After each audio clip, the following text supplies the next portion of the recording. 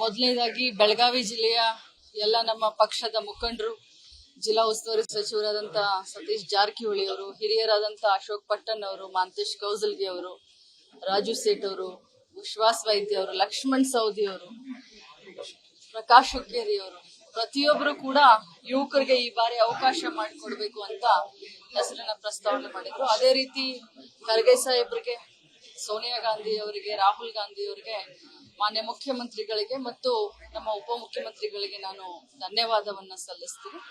ಮತ್ತು ಅವರು ನಮ್ಮ ಪಕ್ಷ ನಮ್ಮ ಮೇಲೆ ಇಟ್ಟು ಏನು ಯುವಕರಿಗೆ ಟಿಕೆಟ್ ಅನ್ನ ಘೋಷಣೆ ಮಾಡಿದ್ದಾರೆ. ಬೆಳಗಾವಿಯಿಂದ ಆಗ್ಲಿ ಚಿಕ್ಕೋಡಿಯಿಂದ ಆಗ್ಲಿ 2 ಅಭ್ಯರ್ಥಿಗಳನ್ನ ಗೆಲ್ಲಿಸ್ಕೊಂಡು ಬರುವಂತ ಕೆಲಸ ಮಾಡ್ತೀವಿ.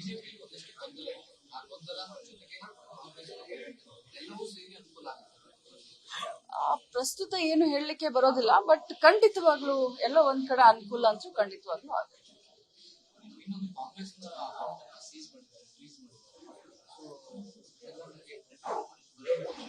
ನೋಡಿ, ಇವತ್ತೇ ಬೆಳಗ್ಗೆ ನಮ್ಮ ಅಧ್ಯಕ್ಷರಾದಂತ ಖರ್ಗೆ ಸಾಹೇಬರು ಮತ್ತೆ ಸೋನಿಯಾ ಗಾಂಧಿ ಅವರು, ರಾಹುಲ್ ಗಾಂಧಿ ಅವರು ಪ್ರೆಸ್ ಮೀಟ್ ಮಾಡಿ ಇಡೀ ದೇಶಕ್ಕೆ ಹೇಳಿದ್ದಾರೆ. ಇದು ಪ್ರಜಾಪ್ರಭುತ್ವದ ಒಂದು ಕಗ್ಗೊಲೆ ಅಂತ ಹೇಳಲಿಕ್ಕೆ ಬಯಸ್ತೇನೆ. ಜೊತೆಲಿ ಈಗ ನೋಡ್ತಾ ಇದ್ವಿ, ಕೇಜ್ರಿವಾಲ್ ಅವ್ರನ್ನು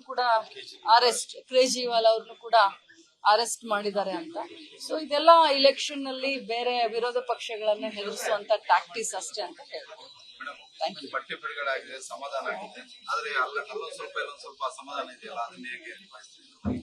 ನೋಡಿ, ಸಹಜ. ಯಾಕಂದ್ರೆ ಕಾಂಗ್ರೆಸ್ ಪಕ್ಷ ಬಹಳ ದೊಡ್ಡ ಪಕ್ಷ, ಬಹಳಷ್ಟು ಆಕಾಂಕ್ಷಿಗಳಿರ್ತಾರೆ.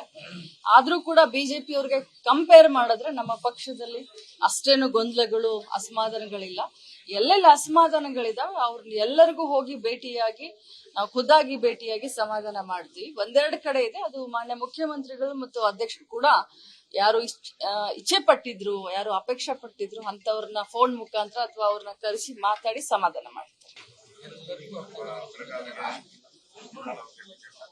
ಮೊದಲನೇದಾಗಿ ಬೆಳಗಾವಿ ಜಿಲ್ಲೆಯ ಎಲ್ಲ ನಮ್ಮ ಪಕ್ಷದ ಮುಖಂಡರು, ಜಿಲ್ಲಾ ಉಸ್ತುವಾರಿ ಸಚಿವರಾದಂಥ ಸತೀಶ್ ಜಾರಕಿಹೊಳಿ ಅವರು, ಹಿರಿಯರಾದಂಥ ಅಶೋಕ್ ಪಟ್ಟಣ್ ಅವರು, ಮಾಂತೇಶ್ ಕೌಜಲ್ಗಿ ಅವರು, ರಾಜು ಸೇಠ್ ಅವರು, ವಿಶ್ವಾಸ್ ವೈದ್ಯ ಅವರು, ಲಕ್ಷ್ಮಣ್ ಸವದಿ ಅವರು, ಪ್ರಕಾಶ್ ಹುಕ್ಕೇರಿ ಅವರು, ಪ್ರತಿಯೊಬ್ಬರು ಕೂಡ ಯುವಕರಿಗೆ ಈ ಬಾರಿ ಅವಕಾಶ ಮಾಡಿಕೊಡ್ಬೇಕು ಅಂತ ಹೆಸರನ್ನ ಪ್ರಸ್ತಾವನೆ ಮಾಡಿದ್ರು. ಅದೇ ರೀತಿ ಖರ್ಗೆ ಸಾಹೇಬ್ರಿಗೆ, ಸೋನಿಯಾ ಗಾಂಧಿ ಅವರಿಗೆ, ರಾಹುಲ್ ಗಾಂಧಿ ಅವರಿಗೆ, ಮಾನ್ಯ ಮುಖ್ಯಮಂತ್ರಿಗಳಿಗೆ ಮತ್ತು ನಮ್ಮ ಉಪಮುಖ್ಯಮಂತ್ರಿಗಳಿಗೆ ನಾನು ಧನ್ಯವಾದವನ್ನ ಸಲ್ಲಿಸ್ತೀನಿ.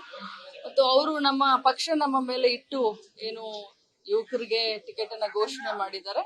ಬೆಳಗಾವಿಯಿಂದ ಆಗ್ಲಿ ಚಿಕ್ಕೋಡಿಯಿಂದ ಆಗ್ಲಿ 2 ಅಭ್ಯರ್ಥಿಗಳನ್ನ ಗೆಲ್ಲಿಸ್ಕೊಂಡು ಬರುವಂತ ಕೆಲಸ ಮಾಡ್ತೀವಿ.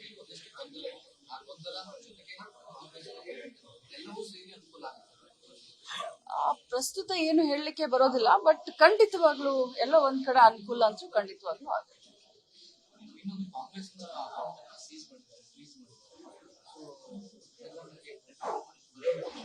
ನೋಡಿ, ಇವತ್ತೇ ಬೆಳಗ್ಗೆ ನಮ್ಮ ಅಧ್ಯಕ್ಷರಾದಂತ ಖರ್ಗೆ ಸಾಹೇಬರು ಮತ್ತೆ ಸೋನಿಯಾ ಗಾಂಧಿ ಅವರು, ರಾಹುಲ್ ಗಾಂಧಿ ಅವರು ಪ್ರೆಸ್ ಮೀಟ್ ಮಾಡಿ ಇಡೀ ದೇಶಕ್ಕೆ ಹೇಳಿದ್ದಾರೆ. ಇದು ಪ್ರಜಾಪ್ರಭುತ್ವದ ಒಂದು ಕಗ್ಗೊಲೆ ಅಂತ ಹೇಳಲಿಕ್ಕೆ ಬಯಸ್ತೇನೆ. ಜೊತೆಲಿ ಈಗ ನೋಡ್ತಾ ಇದ್ವಿ, ಕೇಜ್ರಿವಾಲ್ ಅವ್ರನ್ನು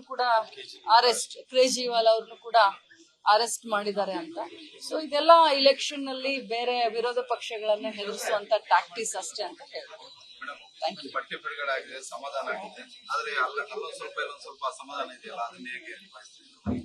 ನೋಡಿ, ಸಹಜ. ಯಾಕಂದ್ರೆ ಕಾಂಗ್ರೆಸ್ ಪಕ್ಷ ಬಹಳ ದೊಡ್ಡ ಪಕ್ಷ, ಬಹಳಷ್ಟು ಆಕಾಂಕ್ಷಿಗಳಿರ್ತಾರೆ. ಆದ್ರೂ ಕೂಡ ಬಿಜೆಪಿ ಅವ್ರಿಗೆ ಕಂಪೇರ್ ಮಾಡಿದ್ರೆ ನಮ್ಮ ಪಕ್ಷದಲ್ಲಿ ಅಷ್ಟೇನು ಗೊಂದಲಗಳು, ಅಸಮಾಧಾನಗಳಿಲ್ಲ. ಎಲ್ಲೆಲ್ಲ ಅಸಮಾಧಾನಗಳಿದಾವೆ ಅವ್ರನ್ನ ಎಲ್ಲರಿಗೂ ಹೋಗಿ ಭೇಟಿಯಾಗಿ, ನಾವು ಖುದ್ದಾಗಿ ಭೇಟಿಯಾಗಿ ಸಮಾಧಾನ ಮಾಡ್ತೀವಿ. 1-2 ಕಡೆ ಇದೆ, ಅದು ಮಾನ್ಯ ಮುಖ್ಯಮಂತ್ರಿಗಳು ಮತ್ತು ಅಧ್ಯಕ್ಷರು ಕೂಡ ಯಾರು ಇಚ್ಛೆ ಪಟ್ಟಿದ್ರು, ಯಾರು ಅಪೇಕ್ಷೆ ಪಟ್ಟಿದ್ರು ಅಂತವ್ರನ್ನ ಫೋನ್ ಮುಖಾಂತರ ಅಥವಾ ಅವ್ರನ್ನ ಕರೆಸಿ ಮಾತಾಡಿ ಸಮಾಧಾನ ಮಾಡ್ತಾರೆ. ಅನುಕ್ಷಣದ ಸುದ್ದಿಗಳಿಗಾಗಿ ವಿಸ್ತಾರ ನ್ಯೂಸ್ ಯೂಟ್ಯೂಬ್ ಚಾನೆಲ್ ಸಬ್ಸ್ಕ್ರೈಬ್ ಮಾಡಿ. ಹೊಸ ಸುದ್ದಿಗಳ ನೋಟಿಫಿಕೇಶನ್ಗಾಗಿ ಬೆಲ್ ಐಕಾನ್ ಕ್ಲಿಕ್ ಮಾಡಿ. ಲೇಟೆಸ್ಟ್ ಅಪ್ಡೇಟ್ಸ್ಗಾಗಿ www.vistaranews.com ವೆಬ್ಸೈಟ್ಗೆ ವಿಸಿಟ್ ಮಾಡಿ. ಅಂಗೈಯಲ್ಲೇ ಜಗತ್ತಿನ ಸುದ್ದಿ ತಿಳಿಯಲು ವಿಸ್ತಾರ ನ್ಯೂಸ್ ಕನ್ನಡ ಆಪ್ ಡೌನ್ಲೋಡ್ ಮಾಡಿ.